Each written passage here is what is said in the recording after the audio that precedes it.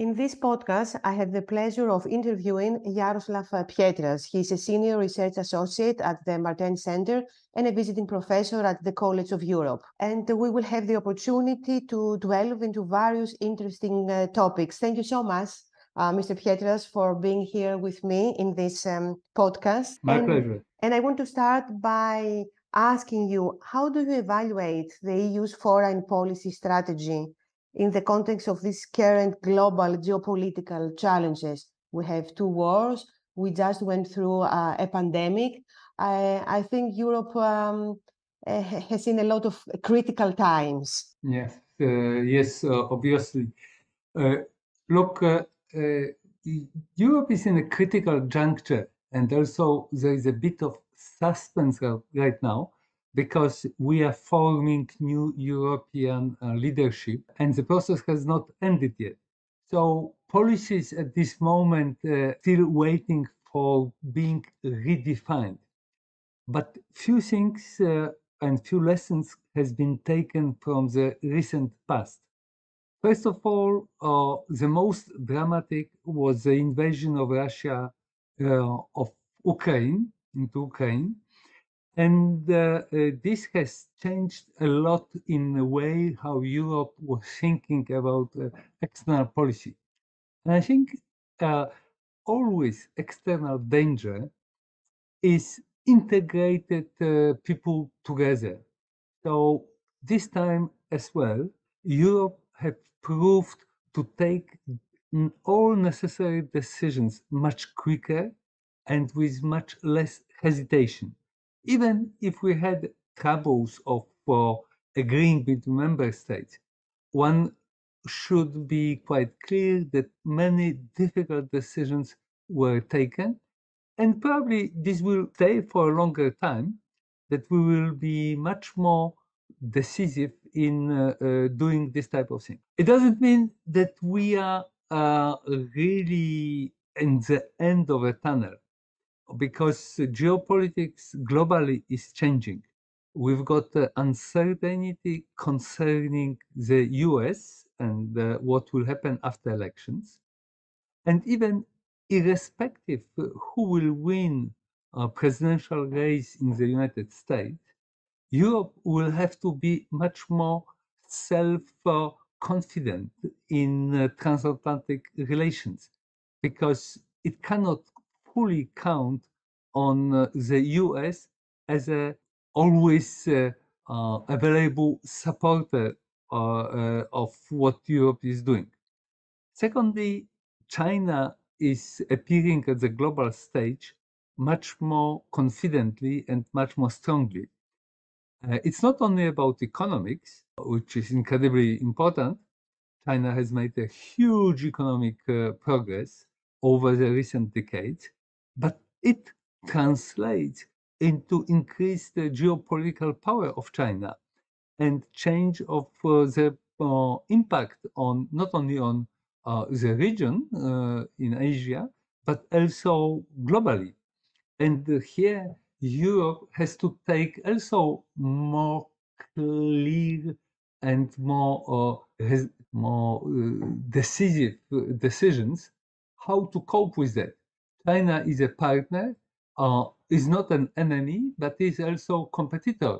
So it has to be really involved in the policy in this area should be very much involving all these aspects together. And there is a global competition, not only for goods on the global market, but there is a competition for access to some specific resources which can provide competitive edge. For example, critical minerals. Europe is relatively late in fighting for that. So the policy towards China has also been rethink and rethought, and it should be also redefined and stabilized over the future. So, I mean, in a nutshell, it is a good moment now when Europe is changing its leadership to rethink what we will do with global challenges. Well, if you could say which are the most pressing issues facing the European Union today, what would you say that it is? What would you say that the European Union has to deal that is the most difficult and the most pressing? I think the most difficult issues are within Europe, because Europe has to get better integrated. European Union is stronger when there is a very good cooperation internally.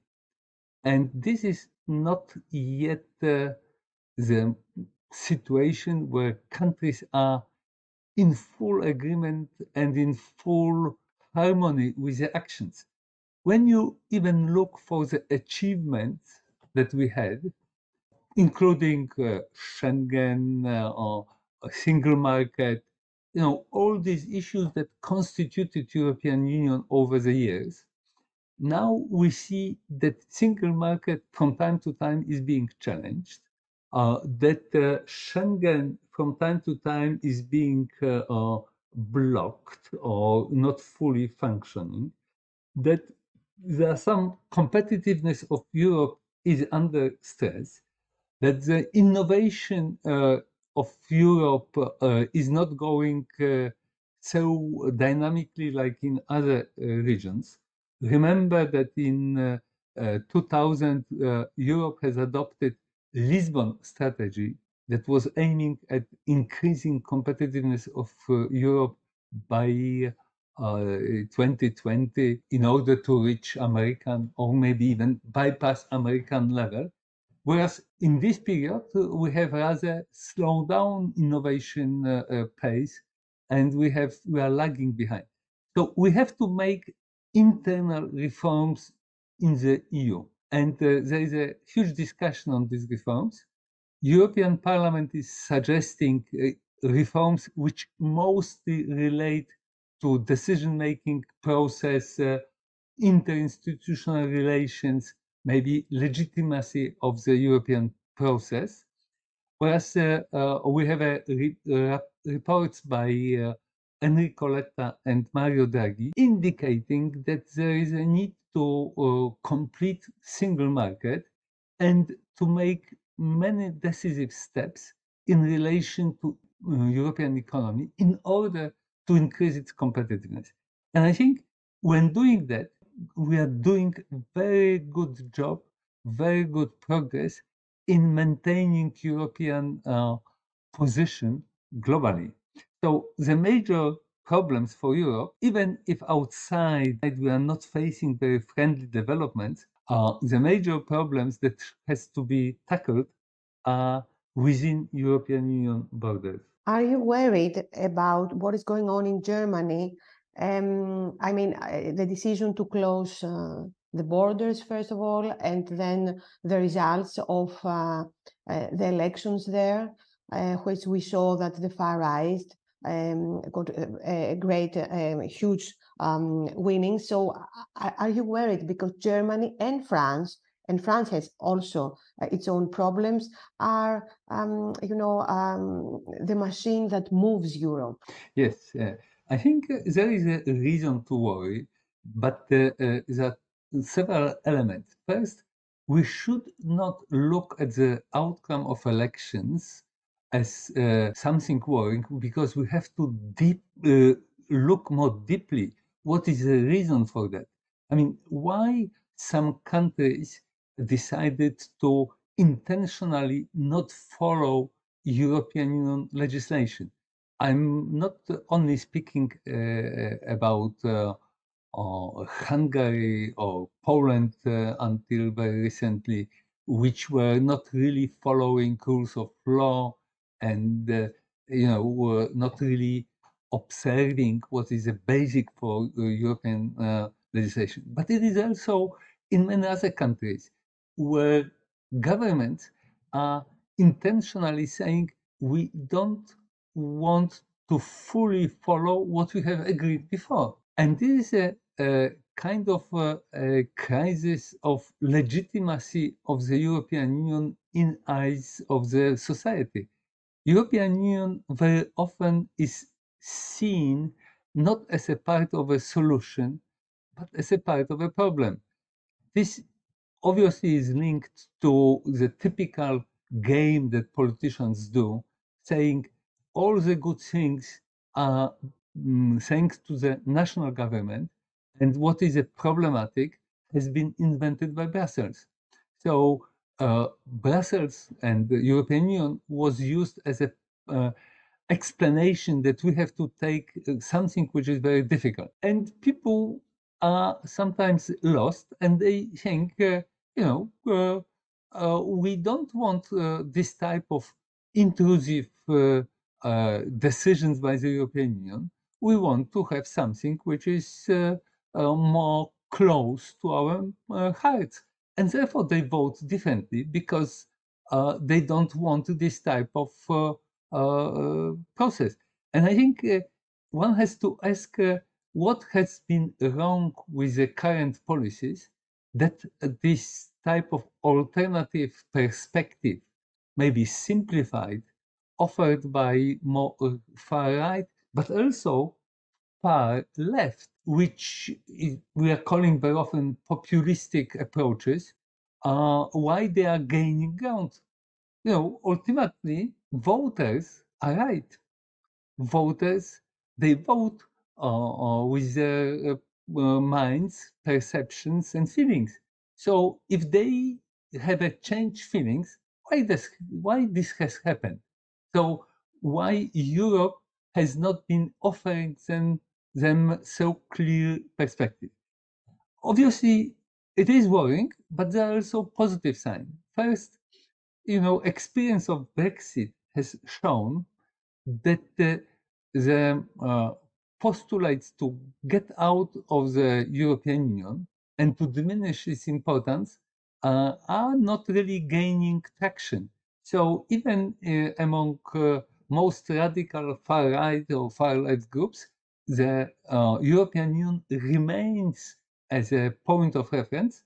Maybe they want to change it, but still they don't think that it would be valid proposal to exit European Union. Secondly, the tragedy of Ukraine has helped to rethink the security dimension, and the security dimension has proved to be something that is integrating European Union more strongly than many other elements.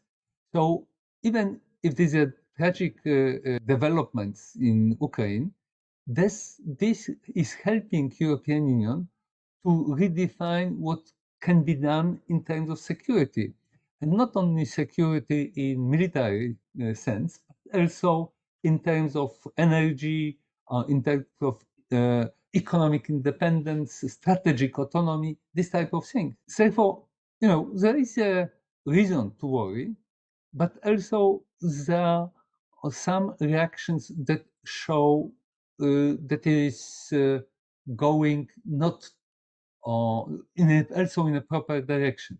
So in a sense, what I wanted to say is we have to be very much watchful and think why voters are changing their minds, and maybe we should look deeply into our own policies and to our own actions to see whether they are not a reason for changed voters' preferences. In this environment, in this very difficult environment, do you believe that EU should accept the Western Balkans so that not other actors influence the Western Balkans as we see that happening? And I talk about Russia, I talk about China, I talk about Turkey. Yeah, it is a very interesting question because I strongly believe that the membership in the European Union should be based on merits. It means you have to be prepared. Therefore, the same applies to Ukraine, Moldova, Georgia, and Western Balkans. Countries have to be prepared. They have to apply the same set of legislation like in the European Union. They have to be ready to follow instruments and mechanisms which ensure functioning of the European Union, its internal market, and so on. So here, the first point of reference is ability to become a member because country is prepared. Secondly, many of these countries has made a huge progress, and they should be very firmly anchored in the accession process. If the preparedness of these countries is not recognized, it is very discouraging. Therefore, any progress should be in a certain way reciprocated, and maybe the problem is that European Union doesn't have so much clear, so much visible intermediate stages leading to membership.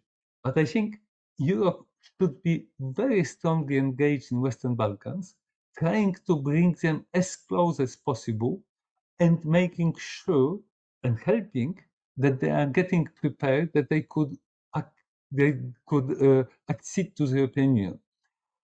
It should not be based on political decisions only. Political decisions will be important anyhow, but the effort should be made on the side of the European Union to help these countries to get quickly prepared. But it also has to be reciprocated by these countries of the willingness to adopt all these measures, legislation, policies, developing institutions, that they could function properly within European Union. And I have one last question, Mr. Pietras, and it has to do with unanimity. Are you in favor of that, or do you believe that if the veto doesn't exist, things will move better and quicker in the decision making in the European Union? It's a discussion that has been going on for many years now. Well, I think European Union has got already qualified majority voting in many areas. It has no unanimity, it has no qualified majority voting, remains with unanimity in just few areas, which are terribly sensitive and requiring de facto much greater commonality of views between member states. Therefore, I would rather move slowly on this way towards enlarging qualified majority. For example, in area of foreign policy, we could use the passerelle clause to extend qualified majority voting to the areas that are less problematic. But there is also unanimity in many other areas, like, for example, in the area of taxation. It is not so easy to think that we could extend the unanimity, could extend qualified majority to this area. There is unanimity, for example, in terms of contribution to the EU budget. Do you think that it would be easy to have qualified majority voting, that some countries could be outvoted and still will have to pay? I think it is also linked to the legitimacy issue, because when problems are conflictual, when problems are difficult, when problems are divisive, if you try to take decisions overriding concerns of some countries, it would backfire. It would mean that we are not solving differences between member states in form of a dialogue, convincing, but we are overriding concerns and leaving some countries not fully accepting the European Union. I think it relates to legitimacy. If we think that European Union is to be supported by societies of all member states, we cannot create situations that the country having sensitivities on some issues will suddenly be subject to a qualified majority decision to which they have been against. I mean, I cannot imagine, for example, that on Cyprus issue, the Cyprus will be outvoted because other countries would say, for us, this conflict is any more interesting. Therefore, one has to be careful with moving quickly. I believe that there is still a space between unanimity and qualified majority voting that you could try to achieve something with nearly 100 unanimity, but still much above qualified majority threshold.